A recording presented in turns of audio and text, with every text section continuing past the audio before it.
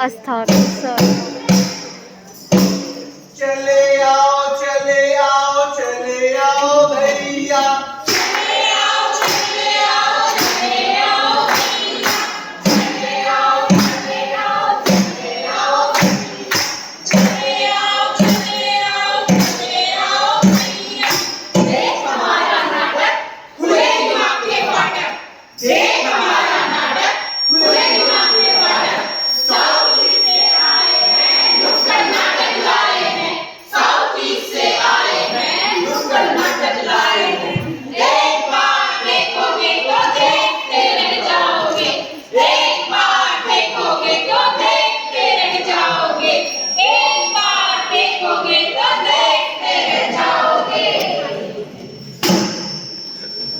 साहिबान, मेहरबान, कदरदान, हिंदू हो या मुसलमान, सबको मेरा प्रणाम।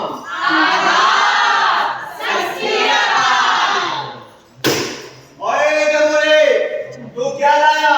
हुजूर, मेरे मन में एक विचार आया। यार ये भैया तुम्हें विचार आया? क्या विचार आया? इन दिव्यांगों को ये समाज का हिस्सा क्यों बनाया? गमोरे, यही बताने तो हम आए हैं और नुक्कड़ नाटक लाए हैं। नुक्कड़ नाटक लाए हैं, नुक्कड़ नाटक लाए हैं। एक भैया दो हाथ तीन उठा। चार, सबको देंगे नया विचार, एक दो तीन चार, सबको देंगे नया विचार, एक दो तीन चार। सबको देंगे नया विचार।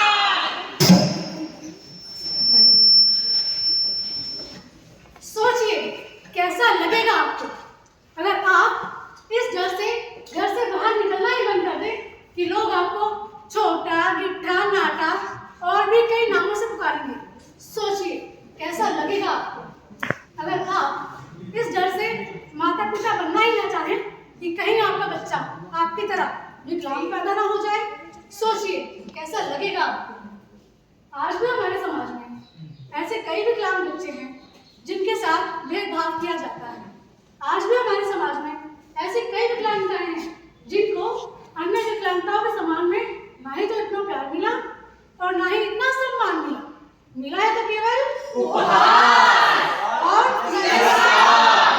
तो उपहास और तिरस्कार की कुछ ऐसे ही छोटी मोटी घटनाओं को एक माला में पिरोते हुए हम साउथ ईस्ट की टीम आपके सामने एक नुक्कड़ नाटक प्रस्तुत करने जा रहे हैं।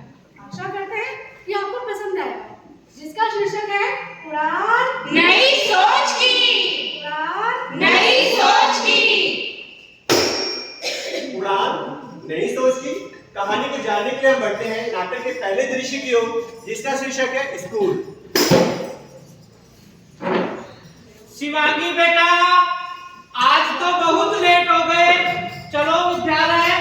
पापा, मैं वो स्कूल नहीं जाना पापा। क्यों बेटा?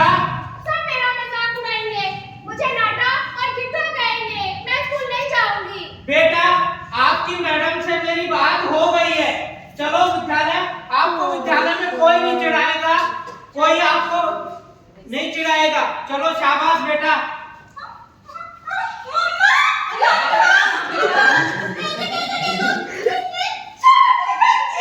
अरे बेटा, ये छोटी नहीं, ये तो बोली है, बोली गिट्टी है। ओ भाई साहब, कहाँ इसको स्कूल लेके जा रहे हो? इसे तो सर्कस में ले जाओ, सर्कस में। पापा, मैंने बोला था ना, सब मुझ पे हंसेंगे। बेटा, इनकी तरफ ध्यान मत दो, चलो विद्यालय। शाबाश बेटा, बहुत अच्छे बेटा, बहुत अच्छे से ओ पढ़ेगी। कौन है अंकल? कंधे पे उठा दो क्या? अरे बहन जी, कौन है कौन है? आप भी कौन? आप बेटी भी कौन? बुरे कर्मों का फल है भाई साहब, बुरे अरे कर्मों बहन जी, का। पापी है वो, पापी जब भी कैसा हुआ इनके साथ। शुक्र है भाई साहब, हमारे बच्चे ऐसे हाँ नहीं हुए। बहन जी, बहुत शुक्र है। पापा, स्कूल में भी सब मेरा ऐसे मजाक उड़ाएंगे, मैं स्कूल नहीं जाऊंगी। नहीं बेटा, चलो बेटा, शाबाश बेटा, बहुत अच्छे से पढ़ेगी, बहुत आगे बढ़ेगी। मेरी बेटी को चीजी दिलवाऊंगा। बाय बेटा। Good morning guard uncle. Good morning बेटा।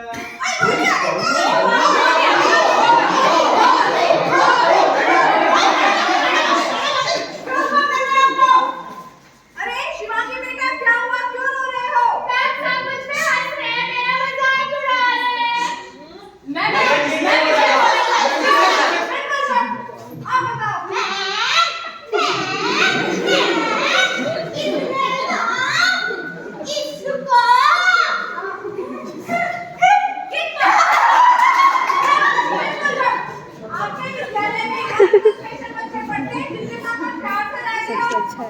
तुम लोग अपना काम करते हो, फिर अब शिवानी का मजाक क्यों बना रहे हो? शिवानी स्पेशल थोड़ी है। जी, ये भी स्पेशल है। वो कैसे? ये देखिए। मैम ये तो शिवानी की बॉडी है, बॉडी। होली है तो क्या हुआ? होली है तो क्या हुआ? आज एक IAS ऑफिसर बन गया। IAS जी हाँ, जिसका नाम है आरती डोगरा। आरती डोगरा? हाँ जी। तो शिवानी बन सकती है क्या? बिल्कुल, क्यों नहीं? लेकिन इसे आपके प्यार और साथ की जरूरत है। सॉरी मुझे नहीं, शिवानी को बोलिए। सॉरी शिवानी। है दो आंखें, दो हाथ, दो पैर, फिर क्यों ताने मुझ पे कसते हो? हूँ रंग रूप में तुम जैसा ही, फिर देख मुझे क्यों हंसते हो? फिर देख मुझे क्यों हंसते हो? 1 2 3 4 सबको देंगे नया विचार। 1 2 3 4 सबको देंगे नया विचार। 1 2 3 4 सबको देंगे नया विचार। क्या शोषण और भेदभाव की कहानी यहीं तक सीमित है, या शिक्षा ग्रहण करने के बावजूद बहुत सारे विकलांगजन ऐसे हैं जिन्हें इन्हीं शोषणों का शिकार होना पड़ता है? जानने के लिए बढ़ते हैं नाटक के अगले दृश्य की ओर, जिसका शीर्षक है इंटरव्यू।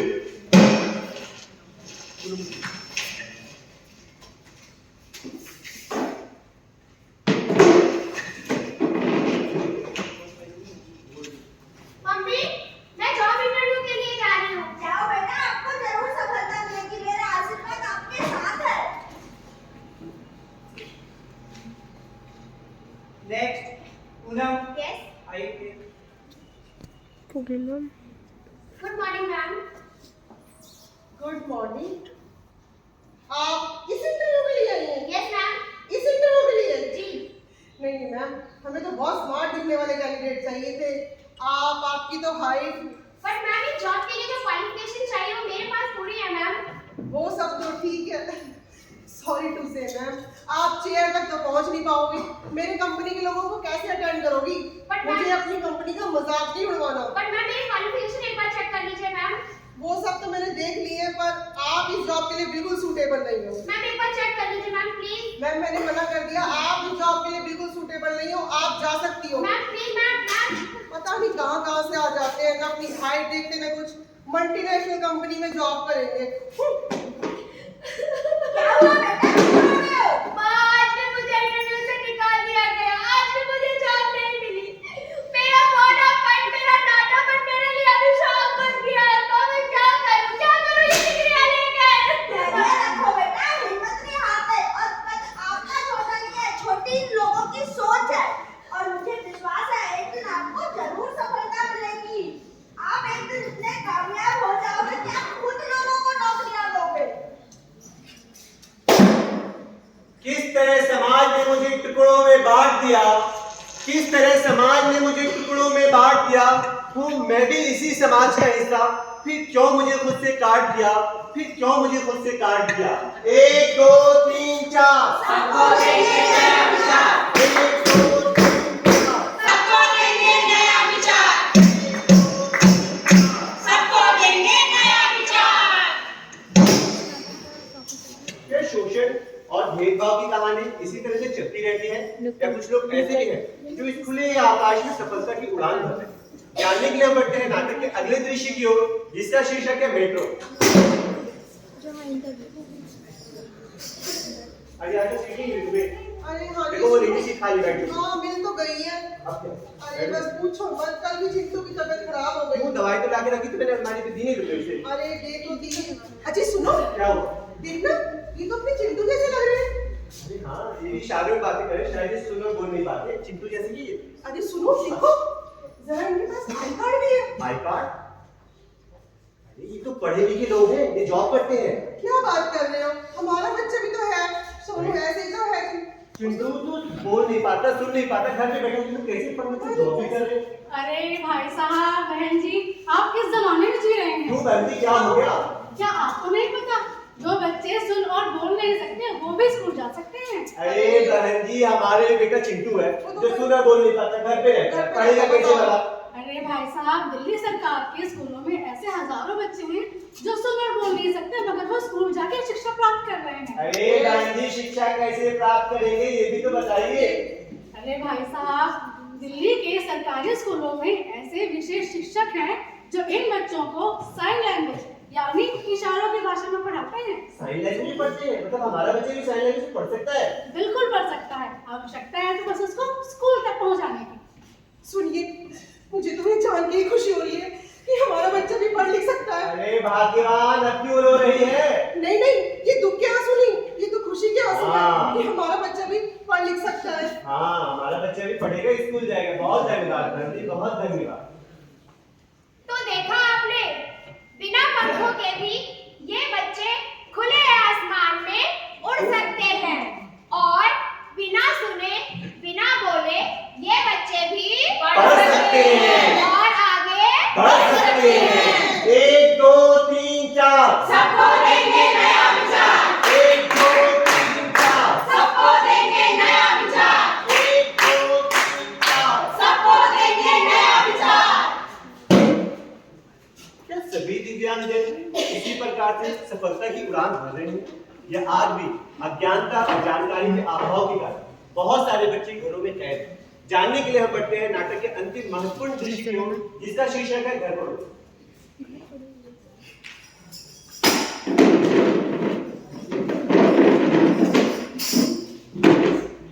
उस गली में तो हमने घर अरे बेटा, ठीक से बैठ जा। भाई सर, आपके आस-पड़ोस में दिव्यांग बच्चे हैं सर? अरे भाई साहब, हाँ हाँ हाँ, इससे क्या पूछ रही है? कुछ नहीं बताएगा? हाँ को हाँ बोल रहा है। आपके आस-पड़ोस में दिव्यांग बच्चा है? अच्छा, जो विकलांग है वो क्या? जी जी सर। हाँ भाई साहब है। स्कूल जाता है वो? नहीं, स्कूल कुछ नहीं जाता, भाई पढ़ता भी नहीं है वो। हाँ, घर में ही रहता है, पढ़ाई रहता है। हाँ, थोड़ा सा आगे जाओ, वो प्रधान जी का घर है और B96 में चले जाओ, पूछ लेना, बता देंगे वो। हाँ जाओ।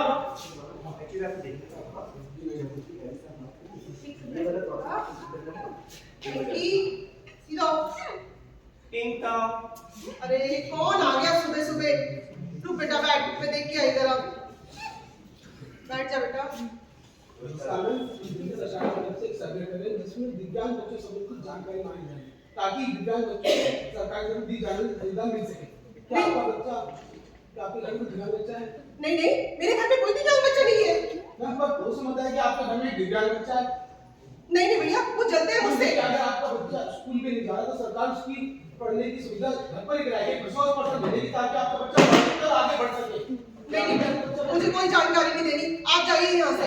मैम आपको बात नहीं नहीं नहीं, आप जाइए यहाँ से, आप जाइए यहाँ से।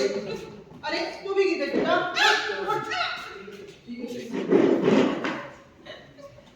टिंका, अरे ये सर्वे वाले फिर आ गए, इन्होंने तो मुझसे खून ही पी लिया। टिंका। बैठ बेटा, आई मैं जरा भी। अरे नमस्ते आशा। नमस्ते नमस्ते सुमन, और बता सब ठीक ठाक? हाँ सब ठीक ठाक है। तू बता तू कैसी है? अरे बहन बस पूछ मत, सारा दिन पिंकी के काम में लगी रहती हूँ, ना तो कहीं आने की ना तो कहीं जाने की, मेरी तो जिंदगी खराब हो गई है। अरे तो तुम पिंकी को स्कूल क्यों नहीं भेजती हो? क्या बात कर रही है, ये टॉयलेट तक तो जा नहीं पाएगी, वहाँ से काम कौन करेगा? अरे आशा, मैं झूठ नहीं कह रही, मैं सही कह रही हूँ। दिल्ली के स्कूलों में अब इन बच्चों के लिए आया रखी गई है जो बहुत अच्छे से इनका ध्यान रखती है, और तो और इनको पढ़ाने के लिए विशेष शिक्षक रखी गई है जो इनको आगे बढ़ने में मदद करते हैं। अरे सुमन, वो सब तो ठीक है, अब साल के बीच में कहाँ इसका एडमिशन कराती फिरूं? अरे पगली, इसकी चिंता तो तू छोड़ ही दे, सरकार ने अब इसका भी प्रबंध कर दिया है। अब ऐसे बच्चों का साल के बीच में कभी भी दाखिला कराया जा सकता है, और तो और इन बच्चों को उम्र में भी छूट दी गई है। अच्छा बहन। हाँ आशा, और भी कई ऐसी छोटी छोटी सुविधाएं हैं जो सरकार की ओर से इन बच्चों को दी जाती हैं। ए बहन, कैसी सुविधाएं दी जाती है, जरा मुझे भी बताना। जैसे आशा, अगर तुम पिंकी का किसी सरकारी अस्पताल से विकलांगता प्रमाण पत्र और UDID बनवा लोगी तो इसको जॉब में आरक्षण मिलेगी, इसको उम्र में छूट मिलेगी। अब तो सरकार ने इन बच्चों के लिए जगह जगह थेरेपी सेंटर खोल दिए हैं जहाँ पे इन बच्चों को थेरेपी दी जाती है। और आशा, सरकार हर साल इन बच्चों के लिए असेसमेंट कैंप लगाती है जहां इन बच्चों की जांच की जाती है, और उसके बाद इनकी आवश्यकता अनुसार इनको उपकरण प्रदान किए जाते हैं। आशा, अब इस सरकार इन बच्चों को पेंशन भी देती है। अरे बहन, तूने तो मुझे बड़ी अच्छी बातें बताई। आने दे पिंकी के पापा को, मैं कल ही इसका एडमिशन कराती हूँ। ये हुई ना बात आशा। अरे आशा, एक बात और बता, जरा मैं जब आ रही थी तू बड़ी परेशान लग रही थी, कुछ सर्वे कर रही थी, क्या हुआ? अरे बहन, यार बस पूछ मत, आए दिन सर्वे वाले मेरे दरवाजे में खड़े रहते हैं कि दिव्यांग बच्चे की जानकारी दे दो, दिव्यांग बच्चे की जानकारी दे दो। पता कैसे दे दूं? तो तूने पिंकी की सही सही जानकारी दे दी ना उनको? ना मैं अभी आस पड़ोस वाले क्या सोचेंगे कि अपनी लड़की की नुमाइश कर रही है। अरे पगली, आस पड़ोस समाज की चिंता छोड़, अपनी बच्ची के भविष्य की चिंता कर। आशा, जो ये सर्वे है ये सरकार की ओर से कराया जा रहा है ताकि पिंकी और पिंकी जैसे बच्चे स्कूलों तक पहुंच सके और सरकार की ओर से दी जा रही सुविधाओं का लाभ उठा सके। बहन तुमने तो मुझे बड़ी अच्छी जानकारी दी। अब कोई भी सर्वे वाला आएगा ना, मैं अपनी बच्ची की जानकारी बिल्कुल सही दूंगी। अब तूने समझदारी वाली बात करी ना आशा, अब हमारी पिंकी भी स्कूल जाएगी।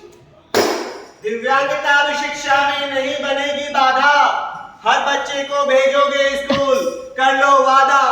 1 2 3 4 बनो अपने विचार, 1 2 3 4 बनो अपने विचार, 1 2 3 4। बनो अपने विचार।